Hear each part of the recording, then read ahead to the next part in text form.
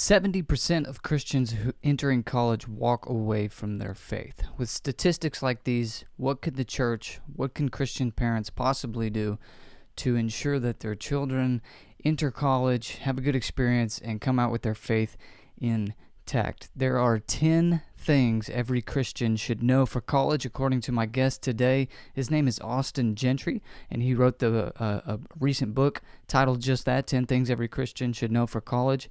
He graduated from UNC Chapel Hill with a double major in religious studies and interpersonal and organizational communication, and he is also a graduate of Southeastern Baptist Theological Seminary, where he earned a Master's of Divinity, and he currently serves as a young adults pastor for Second Baptist Church in Houston, Texas. Hope you enjoy the episode today. We had a great conversation about college students, Christian college students, and the challenges that they face, and some practical advice for them and for anyone raising students who are going to go off to college. This is an important topic, and I think you'll benefit from it greatly. If you want to listen to the bonus segment where I ask Austin about dating advice for college students and also ask him about some future projects that he's working on, you can follow the Patreon link in the description or head on over to www.patreon.com/helpmebelieve and become a supporter of the show for as little as $1 a month. Thanks so much, guys, and enjoy the episode.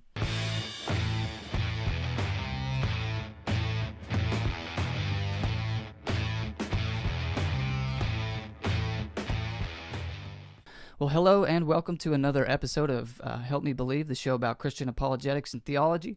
My name is Hayden Clark, your host, and today I am excited to introduce my special guest to you. His name is Austin Gentry, and he's the author of the new book, 10 Things Every Christian Should Know for College. It's an important topic, and I'm excited to have you on. Austin, how are you doing today?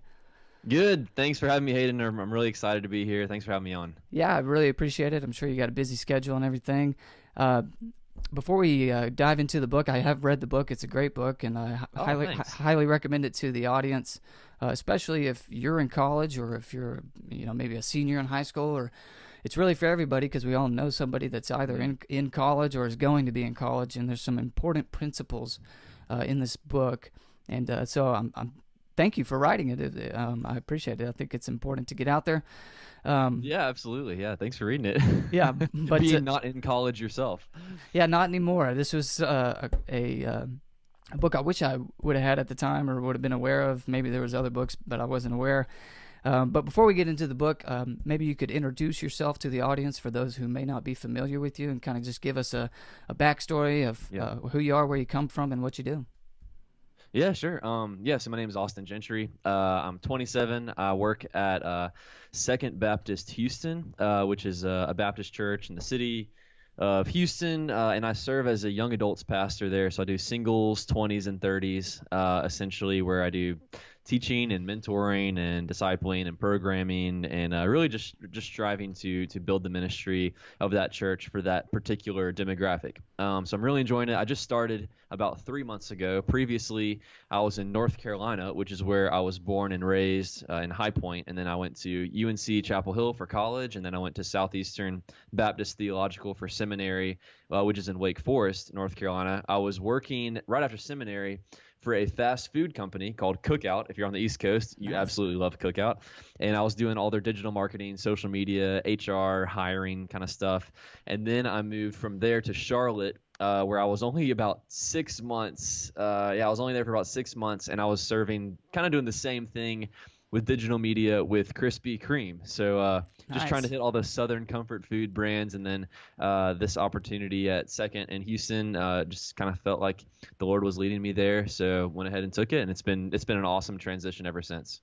Well, that's a neat story. Everybody loves Krispy Kreme, I think. Oh yeah. So that's really neat. But at some point, there's some kind of connection with J.D. Greear. Is that correct? Yeah. So when I was in college, I went to the Summit Church, and I was there for about 7.5 years, all through college and after college. And while I was in seminary, I attended the Summit. And in seminary, I had a class where you could work as like an intern, and it would count as like class credit.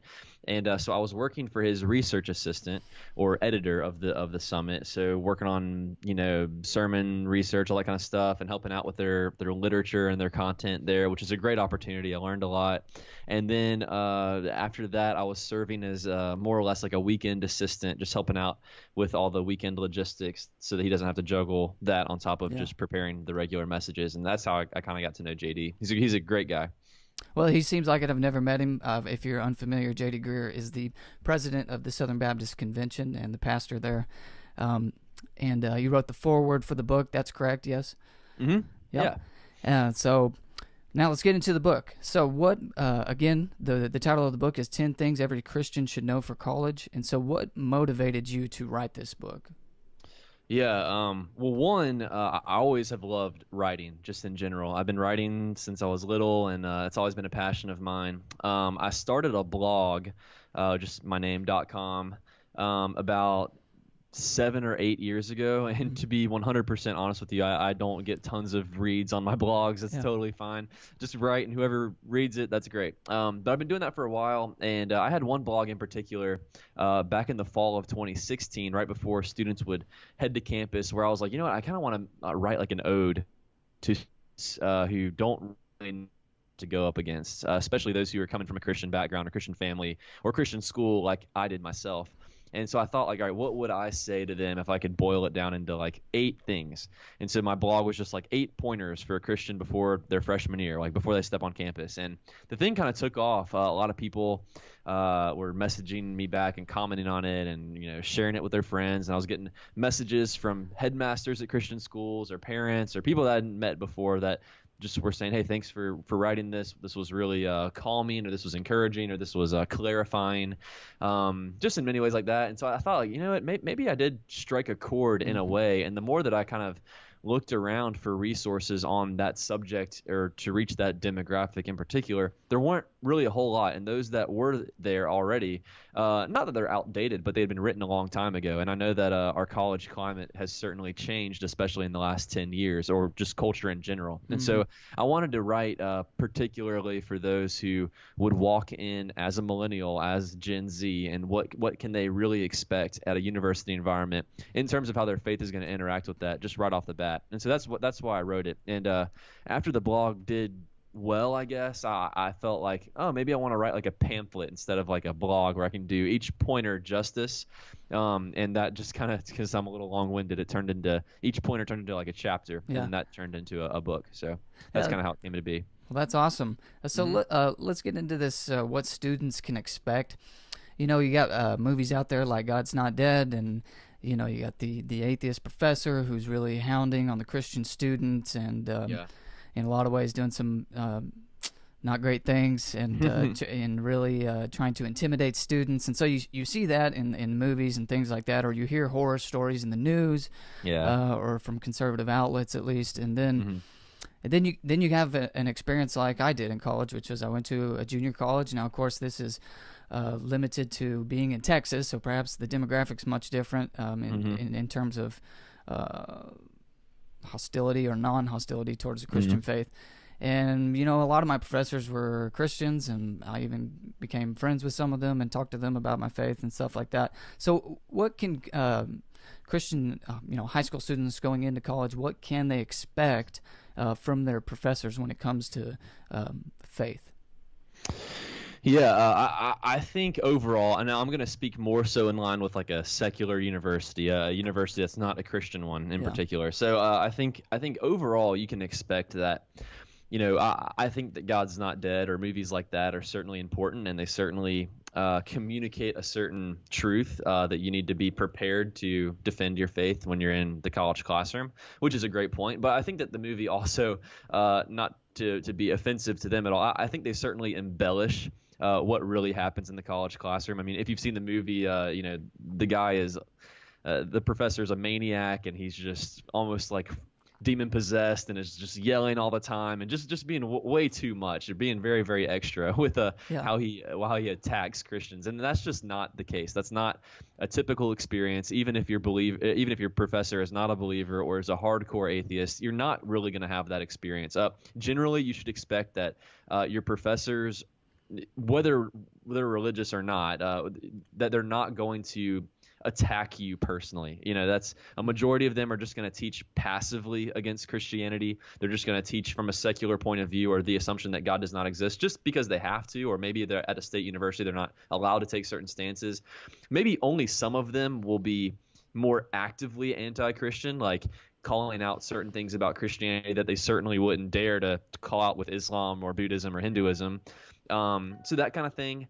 And then also, I think, a small percentage of them will actually go so far as to, call you out personally in front of the class. I don't think you should expect that. I think it's got to be unrealistic. So that's generally what you would expect overall, I think. Yeah, I think that's a fair assessment for sure. There's definitely a spectrum and a distribution. You get, the average is going to be passively probably acting against Christianity, and then there'll be some that are actually Christians, and then some who are very aggressively against Christianity. But yeah, I think that's definitely a fair assessment. So when it comes to students or even professors who do make objections and arguments against Christianity actively, even though they make, intellectual objections whenever they speak, they'll say, that they're not a Christian because of, this point or that point or that point, and they're usually intellectual points. But as you point out in the book, if you listen closely, a lot of times they'll reveal that the true problem is more of an emotional or moral problem or objection that they have. And I think you mentioned Bart Ehrman on this, and when Bart mostly makes in his books, at least, he writes about how the Gospels are untrustworthy and things like this, or there's problems with the manuscripts. But when he actually talks about his conversion from Christianity to atheism, it's quite a different story. So could you kind of touch on that? Yeah, definitely. So Bart Ehrman, if you haven't heard of him, he's a scholar who is quite famous in the agnostic or atheist realm as being a textual criticist, where he criticizes or maybe looks at the New Testament script itself or manuscripts with a more critical eye than most people, maybe even too far, as some people would suggest. And so he'll say, like, oh, you can't trust the Bible because there's 2,000 errors in the gospel accounts, or there's 100,000 errors in the book of Romans. And you're like, that's interesting, because there's only like 8,000 words in the entire book. So how does the math add up there? I don't know. So he'll make these big, bold claims, or say that, like, one gospel writer contradicts another gospel writer, and because of that, we can't trust it. They made it all up. And therefore, you shouldn't be a Christian because this is just not a reliable book that you should believe in. And so that's interesting. However, like what you said, the issue ultimately with anything, and now he brings up fair intellectual reasons. Now, we certainly don't have time to address every single point and all the different errors or quote-unquote errors that he brings up, or quote-unquote contradictions. But nevertheless, his reasoning for becoming a non-believer, his anti-testimony, if you will, was not because of any intellectual reasons. It was actually because he just didn't prefer Christianity's stance on evil and pain and suffering and hell. He just doesn't like it. And so because he doesn't like it, it has therefore now led him to have, convictions more or less that, uphold these objections to Christianity on an intellectual level. So in other words, his heart had already made up its mind, and now his intellectual mind is just trying to reinforce what his heart already wants to believe. And that's not only accurate for professors who do that, it's accurate for everybody. None of us are free of this. This is something that we all tend to drive our car into the ditch of intellectually, and it's not it being intellectually honest. It's something that we all need to be aware of, is that our heart is always underneath, steering us towards one set of data or another, and we need to ask ourselves, are we being truly consistent with that? And I think it comes first from a submission to truth. And where that begins, I start in the book, is the resurrection, and that's where it all starts, and you go from there. So whenever we encounter somebody that may be making intellectual objections on the surface, but perhaps it becomes clear that they're actually emotionally driven or morally driven, is it a good idea to call somebody on that, or should we should we simply meet them where they're pretending to be, and just deal with the intellectual objections? No, I love this. So two things. I read an article Tim Keller talked about it, but he was referencing a friend of his, so it wasn't his own experience. But he was saying every time this youth pastor would meet up with a student who went off to college who he used to have in the youth group, and the student would say, well, I'm just struggling with Christianity. I don't know if I believe this anymore. My professor said this. The first thing that this youth pastor would ask his freshman year student, who is apparently falling away from the faith, he would ask him, so who are you sleeping with? Not seriously, not. No, I get it. No, I see what you're doing. Not an intellectual objection. So who are you sleeping with? And almost always the person is, wait, who told you? How do you know? And he's like, well, that's where it all starts. It all starts from a desire to be autonomous. And then if I don't like certain things in Christianity, then of course I'm going to alleviate conviction. Of course I'm going to alleviate, and I'm just going to throw up intellectual objections as smoke screens just to give me enough time and freedom to do what I want to do. And maybe I'll come back to it later, but right now I'm kind of enjoying myself, so back off. That's essentially the tenor, and this is not something that is common in our modern context. In fact, this happens in John chapter 4 with the lady at the well. What's interesting is that this lady in John chapter 4, Jesus meets her at the well, and he goes, give me some water, and she's like, cool, like I see that you're a prophet. And he goes, yeah, Jesus says, well, you've had 5 marriages, and you're actually with your 6th man now who's not your husband. And she's like, wow, how'd you know that? And then Jesus continues the level of conviction, and then this woman, what she does is she changes the subject entirely. She goes, well, so if you're a prophet, then I've heard it said that sometimes the Jews worship on this mountain, and sometimes the Gentiles are supposed to worship on this mountain. But like, is it really a mountain thing? Like, I don't know. And Jesus is like, really? Like, that's what you're okay. I see what you're saying. So people have a tendency to bring up intellectual objections when their heart begins to feel the sting of conviction, and I think that is 100% true in my own life. That's something that everyone struggles with, and so Jesus calmly addressed the objections intellectually and used those objections to kind of trapdoor back to the main issue, which is the heart. And is your heart fully submitted first? Because if it's not, then you'll never be intellectually honest. You just can't. In fact, Frank Turek, who we mentioned earlier, he says in some of his talks, he goes, if I gave you all the evidence that Christianity was true, would you believe it right now? And if people hesitate or they say no, then he's like, well, then this is not even about the intellectual reasons after all. This is about your heart. Sure. So are you even being intellectually honest here? No, you're not. And so that's where the heart comes into play in these things. Well, if atheism was true, would you believe it? Yeah. Yeah. Okay. Yeah. Just checking. Yeah. No, I think you're absolutely right about the mind justifying what the heart wants. I think that I definitely didn't coin that. I think that's a famous quote. I'm not sure who said it, but Thomas Cranmer, actually, a Puritan. Oh, there you go. Yeah, those very poetic people. Yeah, I'm not one of them. But anyway, I want to switch gears here and address the topic of doubt. But first, if you're listening, I want to give a patron shout out to Tyler. Thanks so much, Tyler, for your support. We appreciate you being a patron. And if you're listening, I know what you're thinking. You've always wanted to hear me give you a shout out on the show. That's what you've always dreamed of, and you can do that by becoming a patron over at our Patreon page. There's a link in the description. You can become a supporter for as little as $1 a month. Thanks so much for your support, guys, and we'll get back to our conversation here with Austin Gentry, the author of 10 Things Every Christian Should Know for College. And we're going to switch gears from what we've been talking about and address this problem of doubt. And so doubt, I think, is something that we've all experienced. We may all experience to a different degree or level, but I think we definitely, if we were honest, we would all say that we've experienced doubt. And so there seems to be, in some Christian circles, a stigma around this. And so I was wondering if you could address that and perhaps give us a remedy for how should we view our doubts and how should we deal with them. Yeah. Absolutely. That's a great point. So 2 things just right off the bat. One, it's a shame that doubt has been looked at shamefully in the church. In fact, doubt is nothing to be ashamed of. In fact, if you're not doubting or have never doubted anything before, it's maybe because you're not thinking or you haven't been challenged. And I think most people, when they go off to college, they begin doubting because in the first time in their life, they've really actually had to be challenged. Maybe they didn't have to be challenged in high school. Or they didn't have to be challenged in church. And so why would I think otherwise? And I never had any other mental categories to think such way. Yeah. And so when you go to college, like for me, example, I would start hearing things in the classroom that I had never thought of before or didn't have answers to. And so I would begin to doubt, but simply that doubt is not a bad thing. It's a neutral thing. It simply represents the gap between what you do know and what you don't know, or what you don't yet know.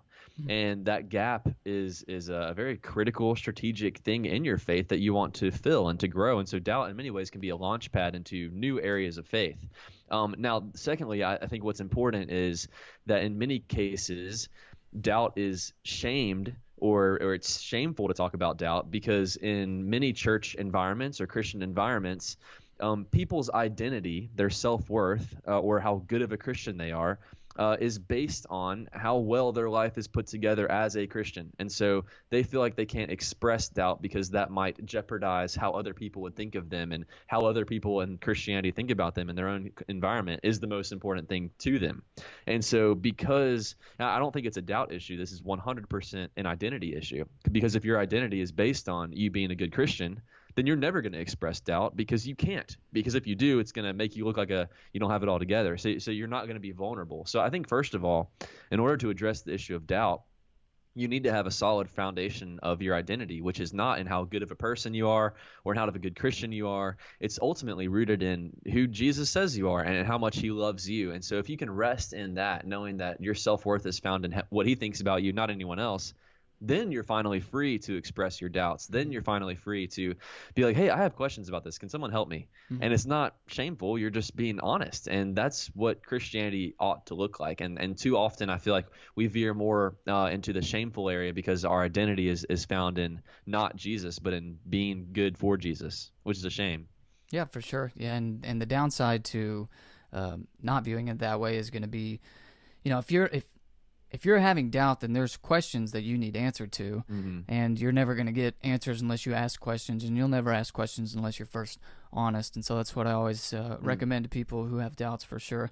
And whether it's good. Whether it's sinful or not is almost irrelevant for me. I think I lean with you. It's pretty neutral, but some people tend to think that it is sinful, and they got some decent arguments for that. But to me, it's almost irrelevant because even if it is bad, even if we can classify doubt as bad, God still uses bad things for good, and so there's no doubt that God used doubt in my own life when I was standing on the precipice of considering leaving the faith, and then decided to actually lean into my doubts and actually find some answers.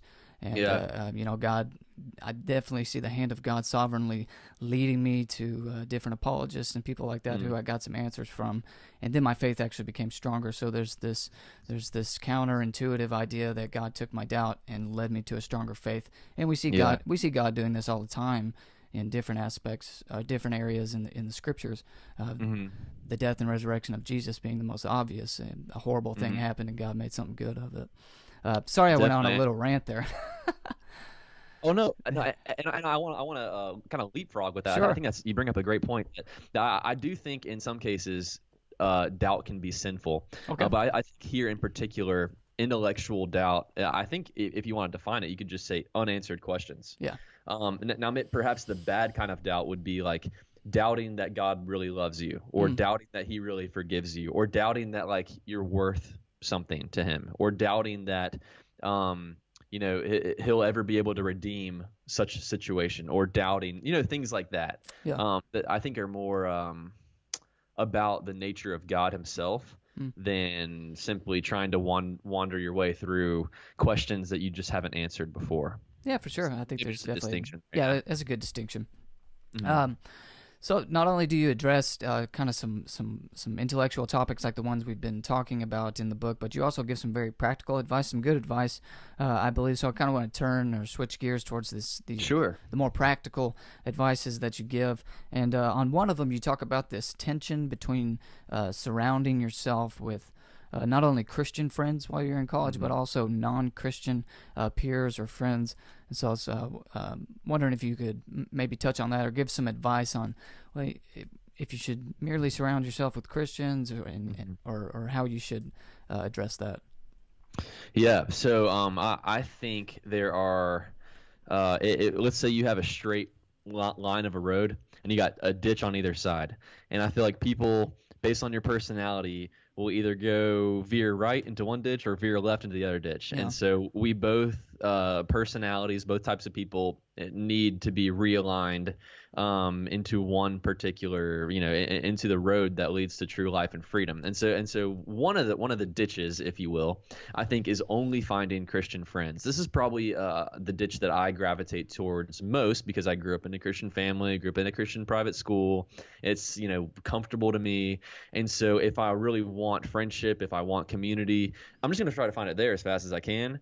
And once I find it, then I'm just going to be cool and just kind of stay and feel good about myself. But that's not biblical at all. In fact, that's very offensive to God. And then the other side of the ditch is just as bad, where you think that, well, I'm a Christian, but I don't really want to like get plugged in there. And so I think I can do life and faith on my own, which is not biblical either. So you kind of fall into the different crowds that really their faith might be important to them on face value, but practically that doesn't really hold any weight. And so you don't find your community in a strong biblical balance of both. But ultimately you try to find it in the acceptance of others. I think, again, this is an identity issue, not even a community issue. Where are you finding your self-worth? Are you finding it in the acceptance of others? Well, then if that's the case, then you're only going to be with your Christian friends, or you're only going to be with people who just simply, quote unquote, accept you.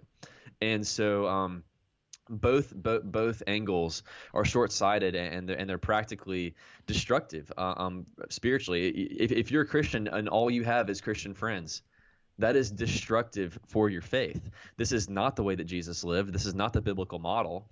And if you're a Christian and you only have non-believing friends, then that's destructive for your faith too, because God made you to thrive in community, and especially community of a church and other believers. So it's how do I walk that fine line of making sure that I'm having good fellowship with believers who are like-minded, and they're challenging me and stretching me.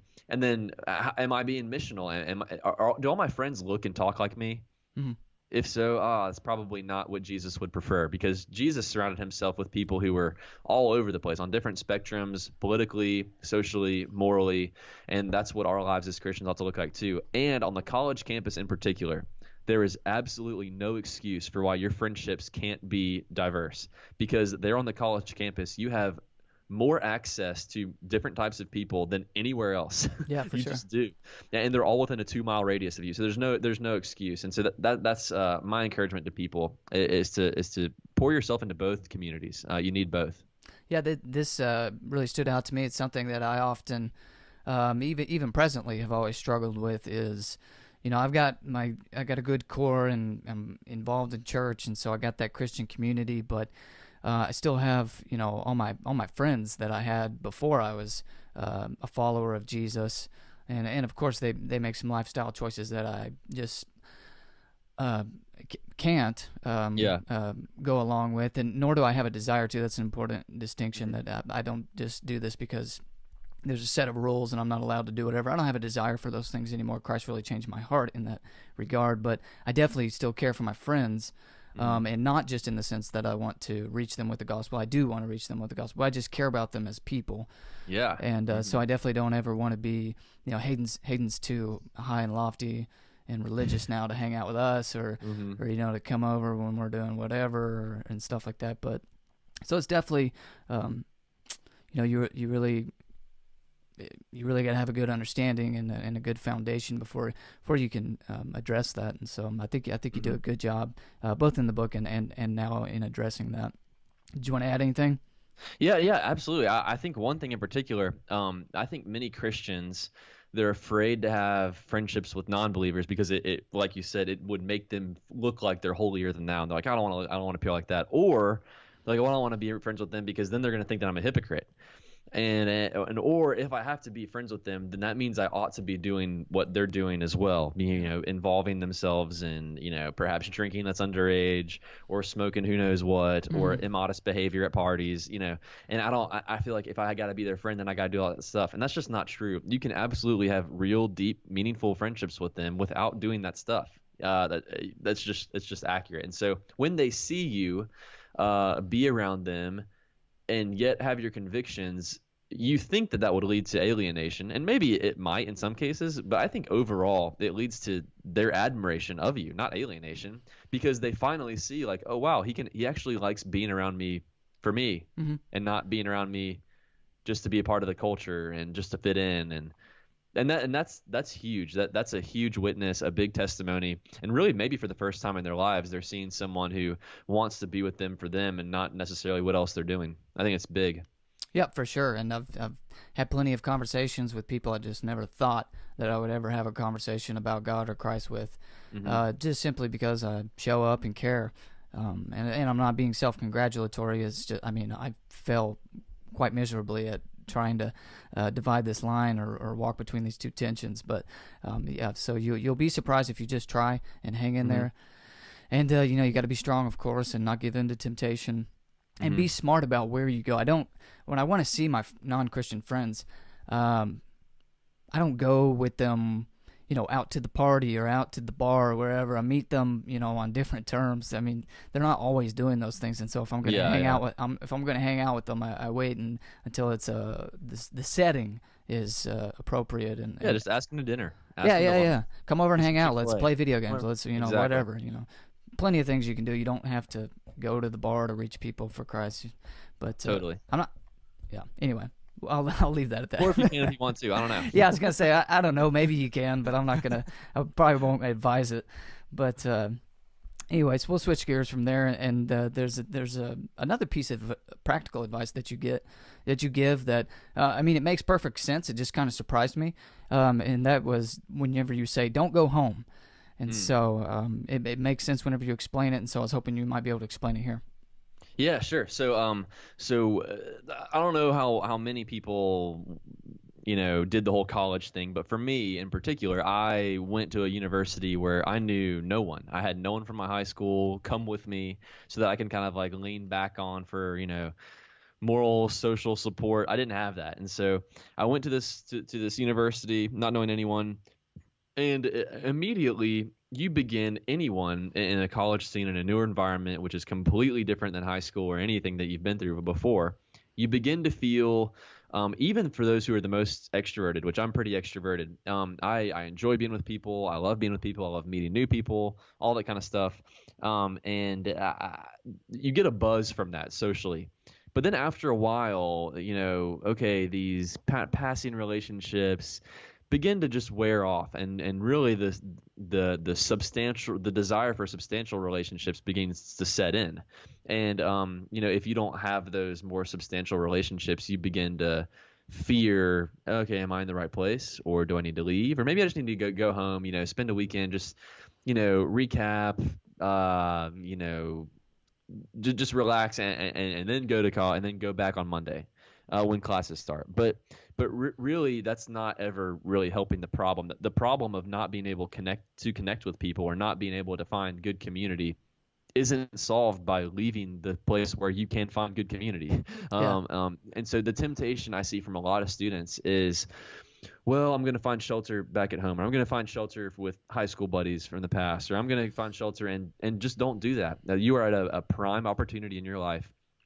4 years. It's only 4 years where you have the opportunity to meet tons of people, connect and get plugged in meaningful ways. And unfortunately, if you're leaning back on home, or leaning back on high school friends or whatever to kind of keep you afloat, it's not going to help you grow. It's not going to help you make a difference on campus. It's not going to lead to your flourishing. And certainly your parents love you. I hope, and they want to see you thrive, and they want to see you contribute. And when parents just keep beckoning their child home, they're never really helping them be the person that they want them to be after all. They're maybe alleviating the problem in the short term, but they're really exacerbating the problem in the long term. And so my encouragement to not go home simply comes from ultimately a desire to see them be lights on campus, and to be ambassadors for Christ, and to make a difference. And you can't simply make a difference if you're never there on the weekends, if you're always leaving home, if you're fickle and kind of flaky with events there. Once you're there and rooted into the community, that's what I think is essentially quote unquote incarnational ministry. You are being a part of that culture, and trying to be an impact and a witness for Christ there. And you can only do that if you're involved. Yep, for sure. So you've heard a lot of good advice here, folks. I got one more question for you, Austin, and that is, what is the number one threat facing young Christians' faith at the university today? The number one threat facing Christians today, I think ultimately it is, and this sounds cheesy and maybe a little bit elementary, Okay. but I think it is biblical illiteracy. Yeah. Biblical illiteracy. Students go off to college, and maybe they even grew up in church, and they grew up in the youth group, and they were plugged in and served and played in the worship band, and they will go to college, and they've never really read their Bible, and they don't even know the Bible, and they don't know what it means, and they don't know how it applies to them. And really, it's just a book, and I know I'm supposed to know it, but really in everyday life, they're practically an atheist. The gospel and the Bible has no impact or import whatsoever on their lives on a day-to-day basis. And you see that full on in the college experience. And so my encouragement to students is know the Bible, know the book, read it. You don't have to emotionally prime yourself to have a good, amazing, quiet time with God every morning, and it warms your soul and gives you warm fuzzies inside. Like you don't need that. What you need is truth, and what you need is a message that will equip you. And the Bible is that. The Bible is sturdy, it's strong, it's challenging, it breaks your categories, it stretches your mind and makes you think differently about the world, and overall it gives you great hope, and it gives you identity that will be challenged in college. And we've talked about this a lot already. I think a big killer, if you will, in college for Christians is that they just simply try to find their identity in anything but Christ and his love for them.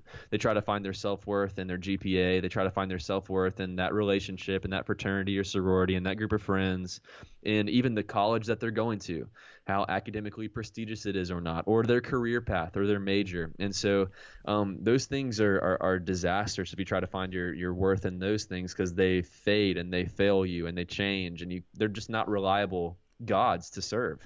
Only Jesus is. And so those are my 2 words of encouragement for Christians who are about to walk on campus. If there's anything that can threaten them, 1, it's biblical illiteracy, and 2, not finding your identity in Christ, because you're inevitably going to find it somewhere else.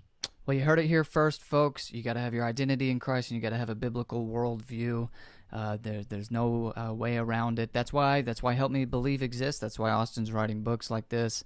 And so, Austin, thanks so much. It was nice to meet you. Thanks for taking your time to come on. Absolutely. And talk about this book. Again, thanks so much for coming on. Thanks for the book. It's a great book. I hope it succeeds and does really well, and I'm sure it's already helping so many people. Again, thanks so much, man. Hey, I appreciate it. Thanks so much for having me. It was a pleasure. Great to meet you. I'm amped about your podcast. Everybody, go subscribe. It is in the App Store. This is a podcast you do not want to miss. So make sure you stock your mind with good stuff like Hayden's putting on for you every week or so, or what's the concept? Every week we normally every week we do a podcast. Every week. Yeah. You heard it there yourself. So listen to me and subscribe, all right? Thanks so much. Absolutely. If you enjoyed the episode, be sure to hit the like button, subscribe, leave a review if you're listening to the podcast. Thanks so much for joining us, guys. If you want to watch the bonus segment, head on over to the Patreon page. There's a link in the description, or go to patreon.com/helpmebelieve and become a supporter of the show for as little as $1 a month. Thanks so much for joining us, and we'll see you next time.